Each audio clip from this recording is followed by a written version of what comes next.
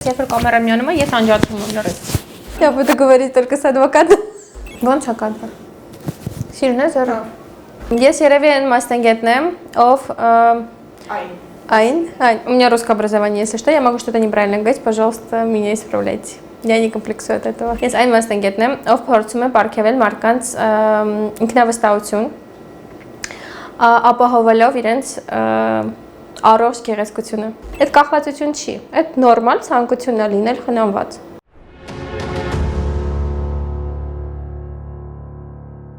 Հայկական մենտալիտետում բժշկականը հատկապես աղջկա համար շատ լավ ընտրություն է, եւ ես դրա հետ համաձայն եմ։ Շատ հետաքրքիր է, դու միշտ զբաղված ես լինում, միշտ զարգացման փուլում ես, սովորում ես, ինչ որ նոր բաներ ես կարդում,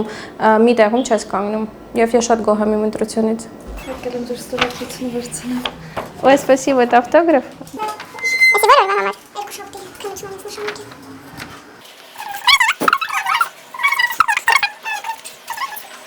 Спасибо. Пожалуйста. Երբ որ ընդունվում ես բժշկական համալսարան, երևի բոլոր բժիշկները այդ կհաստատեն, առաջի կուրսերում բոլոր տղաները դառնում են վիրաբույժ, աղջիկները դառնում են գինեկոլոգ։ Իրականում ուզում եմ մարդկանց օգնես լինեն կարևոր մասնագիտություն ունեն, այդպես հիմա համարում եմ, որ բոլոր մասնագիտություններն են շատ կարևոր եւ յուրաքանչյուր մարդ շատ կարևոր գործ անում այս կյանքում, բայց բժշկությունը միշտ առանձնացրել եմ։ Եվ ընդունվեցի բժշկական համալսարան, որ տարիներում ուսումնական տարիները շատ հետաքրքիր էին իրականում ասում, ճիշտ է, դա դժվար էր, երկար էր, բայց շատ հիմա լավ հուշեր ունեմ։ Ոչ թե միջամտությունների ցանկը կփոխի, այլ կրթության որակը վերահսկելու որակը իրականում մեր Հայաստանում դա հիմա շատ ակտիվ տենդենսիա կա, հսկում են, գալիս են, ստուգում են, դա ողջունելի է։ Կրթությունն են մասնագետների ստուգում, սարքերը, ինչ սարքերով են աշխատում, լիցենզիաները, սերտիֆիկատները, այսինքն պացիենտները իրենց կարող են ավելի ապահով զգան։ Ինչն եմ ուզում փոփոխվի մեր հասարակության մեջ եւ հատկապես մասնագետների մեջ, որ մենք չվախենանք մեր բացերի մասին խոսենք։ Որովհետեւ մենք բոլորս Instagram-ում դնում ենք before after-ներ, որտեղ որ իդեալական, թեկուզ որոշակի, չգիտեմ, ինչ որ էջերում դրանք մշակված են, փոփոխված են, մենք պետք է մեր Հայաստանում սկսենք խոսել նաեւ բարդություններից եւ ինչպես լուծել այդ բարդությունները, որովհետեւ կան մասնագետներ, որոնք որ ունենում են ու չգիտեն ինչ անեն, ու դա լրիվ նորմալ է։ Պարզապես մենք պետք է քայլենք առաջ։ Ոչ մի նյութ, ոչ մի միջամտություն կախվածություն չի կարող առաջացնել եւ дран փաստ բոլոր բժշկական հետազոտությունները պարզապես это такой азарт у людей появляется у пациентов. Երբ որ գալիս են մի միջամտություն անում են, հետո ֆիքսում են, որ այս մի հատվածը ուղղվեց, կարելի է նաեւ մյուս հատվածը շտկել, այս խնդիրը շտկեցին մյուս հատվածը շտկել, այդ պատճառով դա կախվածություն չի, այդ ավելի շատ խնդիրները մեր ուղեղի մեջ է։ Հաճախ է լինում, որ միջամտությունները ասում ենք ոչ չենք կատարելու, բավական է, հերիք է։ Երբ դա տգեղ է, երբ դա պացիենտը համարում է, որ կասկածներ ունի, կատարի թե չկատարի, ու շատ ժամանակ այդ սահմանները պացիենտները չեն զգում։ Բոլորին է որևէ միջամտություն պետք է, բայց ինչ միջամտություն է պետք, այդ արդեն հարց է։ Եղել է դեպք, մոտեցել է մի կին, որը կատարել է շուրթերի այլ տեղում, շուրթերի ծավալի մեծացում ու այնտեղ անգամ տեղ չկար եւ ուզում էր ցանկանում էր ավելի մեծացնել։ Անգամ տեղ չկար, որ մենք ավելացնեինք ֆիլերը եւ եթե ես ասեղով միջամտությունը կատարեի, մեծ ռիսկ էր, որ կարայինք կպնեինք անոթին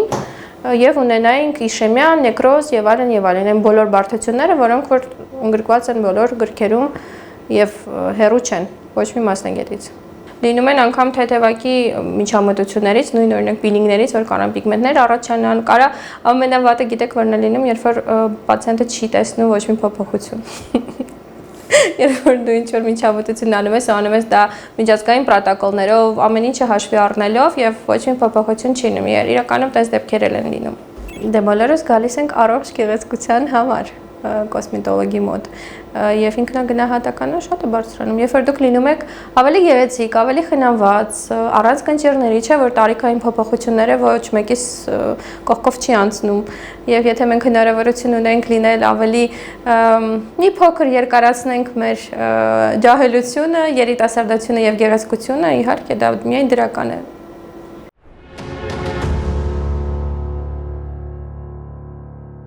Ամեն օր ինչ որ մի նոր բան ես տեսնում, շփվում ես տարբեր մարդկանց հետ, փորձում ես լուծել տարբեր խնդիրներ, տարբեր кейսեր են լինում հետաքրքիր, ու քո ամեն օրը նոր օր է լինում։ Օֆիսային աշխատանք չի, որ դու գալիս ես նույն կոմպյուտերի դեմը, նույն էկրանի դեմը, մարդկային գործոնը շատ հետաքրքիր է իրականում։ Կոսմետոլոգիական միջամտություններ կան, որոնք նախատեսված են մաշկի որակը բարելավելու,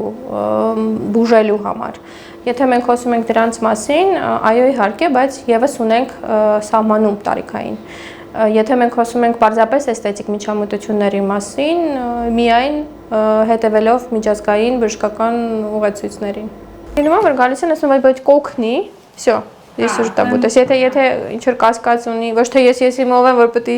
օգնի կամ չօգնի, այլ պրոստը եթե գալիս է ու կասկածներ ունի բուժման մեջ, թեկուզ ոչ թե իմ մեջ, այլ ինքը իր մեջ, մենք արդյունքի չենք հասնի։ Վախ կար, որովհետև ինչքան էլ համալսարանում դու սովորում ես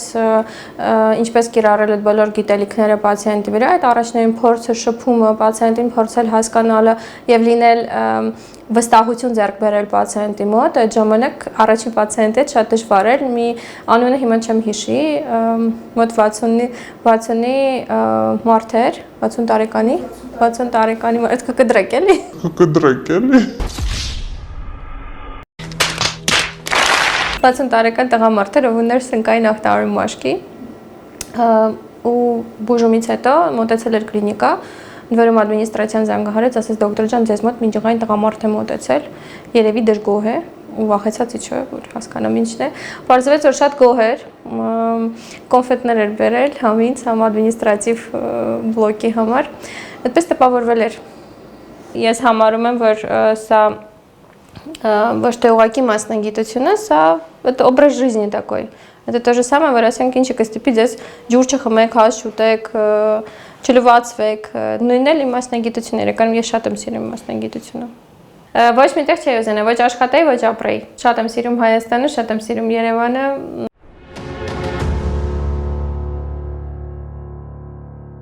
Որտեղ էլ որ լինես, եթե դու լավ մասնագետ ես, կարող ես վաստակել։ Մենք ունենք այլ խնդիրներ, այլ հարցեր առհասարակ բժշկության մեջ, Հայաստանի բժշկության հետ կապված եւ կոսմետոլոգիայի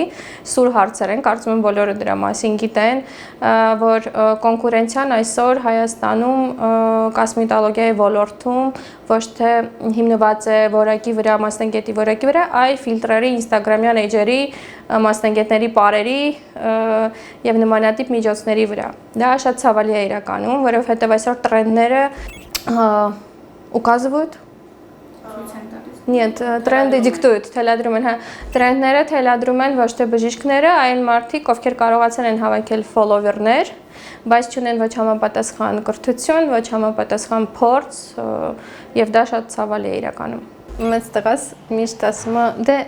ես էլ եմ բժիշկ դառնալու, բայց պապայի նման ավելի լուրջ բժիշկ էլի, իրականում նեղվում եմ, ասում եմ, բայց չէ, որ ես էլ եմ լուրջ գործ եմ անում, դու հասկանում ես, որ նես չի էլի, որ մենակ շուրջ մեծացնելով չի, կնճիր շտկելով չի,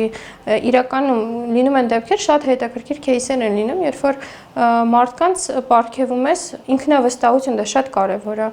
առանց սպիերի մաշկ, առանց խնդիրների մաշկ, հատկապես դեռահասների հետ երբ որ աշխատում ենք, հա, բուժումներ ենք անում, նույն ակնեի կամ թեկուզ կանանց մոտ, ովքեր որ պրեդկլիմակտերի կամ կլիմակտերիկ շրջանում են ունեն հորմոնալ փոփոխություններ եւ դա անդրադառնում է իրենց մաշկին, դա իրականում լուրջ գործ է։ Ու գնում եմ տուն ասում, դե պապայի նման եմ լուրջ դառնալու, որովհետեւ ինքը վիրահատում է։ Դա ինձ վրա շատ ազդում է, այսպես չդնեք էլի բանի մեջ։ Եթե մենք համարենք ամենատրենդային մոտեցումները 2026 թվի, դա իհարկե ապարատային միջամտություններն են եւ այն միջամտություններն են, որոնք որ բերում են բնական առողջ տեսքի։ Հաճախակի ասում են, այս ընկերուհիս, ամուսնու սիրուհին, չգիտեմ, հարևանս կատարել այս միջամտությունը, ես էլ եմ ուզում, կամ այս նյութը ունեք, առանց հասկանալու այդ նյութը իրան կարելի է, չի կարելի, օգուտ կտա, չի տա կամ առհասարակ վնաս կլինի, թե չէ։ Это очень человечно, то есть յուրաքանչյուր մարդ այդ ազդեցության տակ կարան գնի։ Մասնագետը հենց նրա համար է, որ ճիշտ ուղու վրա դնի պացիենտին եւ ճիշտ ընտրություն առաջարկի բուժառուին։ Հաճախակի են գրում, էջերում էլ գրում են, դուք ունեք այս նյութը, բայց չի հարցնում, օրինակ այս նյութը ինձ պետք չի, կօգնի թե չի օգնի կամ ինչ խնդրի համար է։ Այդ Instagram-յան, այս ինտերնետի հենց այդ տրենդայնությունն է, որը որ մեզ խանգարում է աշխատել։ Իմ էջում շատ քիչ before after ունեմ, ինչի, որովհետև պացիենտները դեմ են, որ այդ before after-ները մենք տեղադրենք։ Տենդենցիան այնպիսին է, որ հաճախակի են տղամարդիկ լինում, դա ողջունելի է։ Ավելի խնամված են լինում։ Բնականաբար տենց ապրոսներ չկա, որ կան շուրթեր մեծացնեն, փոփոխեն կտրուկ իրանց դեմքը կամ ավելի շատ,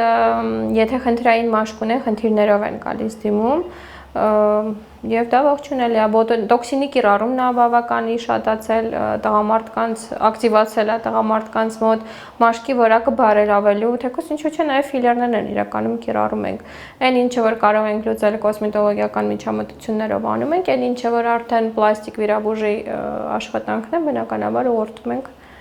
պլաստիկ վիրաբույժի մոտ։ Մենք խոսում ենք ոչ թե միայն չափի զգացողության մասին, այլ նաեւ առողջության մասին։ Շատ կարևոր է ինչ նյութերով են աշխատում, շատ կարևոր է ինչ չափաբաժնով, ինչ սահմաններում, որ հատվածում։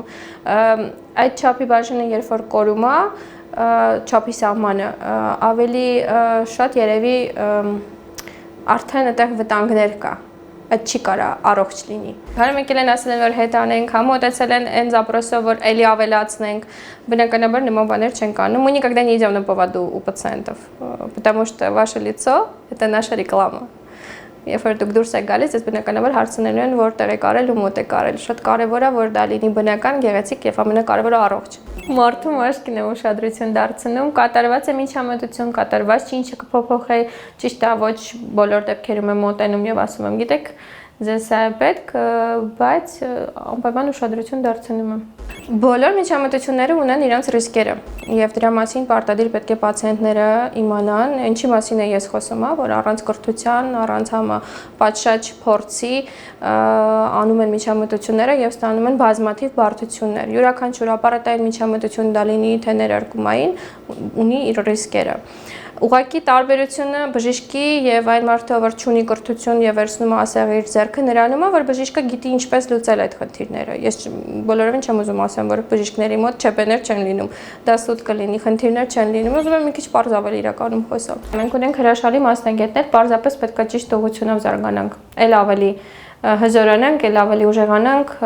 այլ ավելի գրագետ ճիշտ մոտեցումներ ցուցադրենք։ Կուրքերին իրականում չեմ ընդունում։ Բնականաբար կան մասնագետներ, ովքեր որ ունեն միջազգային համբավ, ճանաչված են ամբողջ երկրներով, բայց դա չի նշանակում, որ ուզում եմ իրանց նման լինեմ։ Իհարկե հետևում եմ իրանց, հետևում եմ այն բոլոր առաջատար մասնագետներին, ովքեր որ այսօր ստեղծում են божествությունը, բայց я не знаю, как это на армянском сказать. Я сама личность, которая мне сейчас нравится. Мне не хочется быть ни на кого похожим.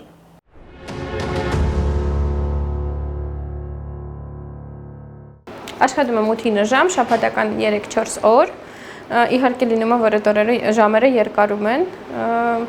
բայց ուզում եմ ասեմ, որ ինչ անում եմ, շատ սիրով եմ անում։ Երբ որ մենք երեկոյան տուն ենք գալիս, մենք ուղղակի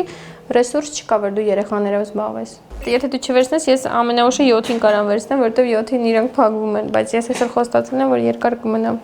Մասնագիտությանը չէ, մասնագիտությունն է խանգարում մամա լինելուն։ Եվ ոնց է փորձում, ով է տուրում։ Երեխաները։ Եթե դուք ուզում եք լինել խնամված, առողջ, երիտասարդ,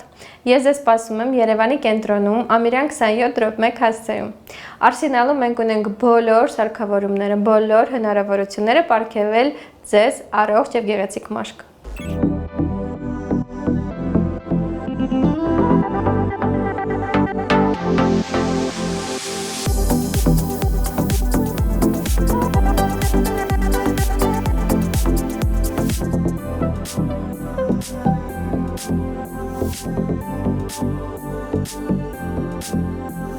Thank you.